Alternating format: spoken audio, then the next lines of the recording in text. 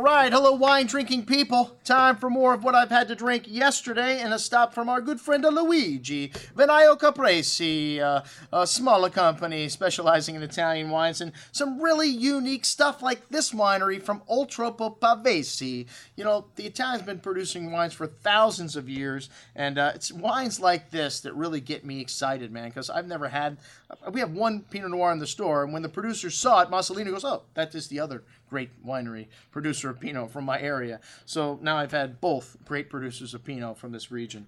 And these guys also make a little sparkling wine, Frecciarossa, in Moschino. I don't know if I said that wine right, but it's pas dos, so I guess that means no dosage. It's 100% Pinot Noir, and this wine has it's got kind of a light nose to it, but it's got some nice stone fruit here, a touch of perfume and floral notes, some whetstone-like mineral quality. A nice creamy texture, though, on the palate, and a nice salinity and zesty quality to the finish. Really nice length, a bone-dry finish. And they give you the disgorgement date on the bottle also. We'd like to see that. Very good juice at $28.50. And then the Gli Orti, which Frecciarossa is the name of the winery, and it also refers to the region, I think, where their winery is at. Anyways, I got the story there. Sorry, I didn't write it down. I can't remember the whole thing right now, but they only work with natural yeast, and this wine is a Riesling, and they've been making it since the 20s.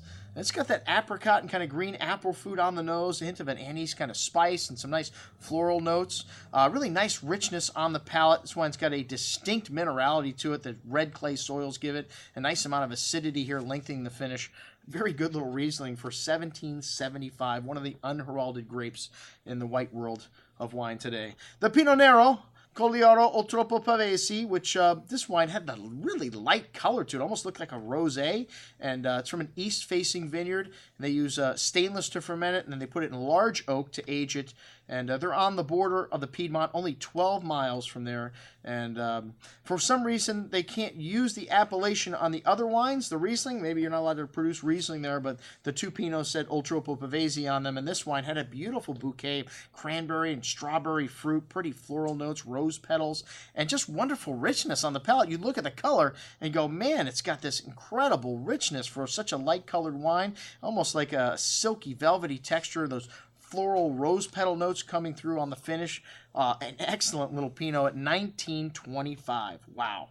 The Frecciarossa Pinot Nero Giorgio Odero, which is a 35-year-old vineyard on that red clay soils, a little longer maceration, definitely a little darker color here, but still a lighter rosé color, aged in Slovenian oak, and this is a classic vintage, this 2010 for the region. A similar bouquet to the first one, but more concentrated, a little more exotic spice, those earth notes coming out, the pretty floral notes still there, and this one had a lovely viscosity as well on the tongue, a little bit more richness than the first Pinot, but for twice the price, I don't know, man. $48.75, probably one that will need a little bit of age. Like I said, the entry-level Pinot, just outstanding for the money. As all these wines, very distinct and unique. One of the things we love about the wines of Italy. I'm your host, Andrew Lampasoni, signing off for the Wine Watch, saying, remember, always drink the good stuff first.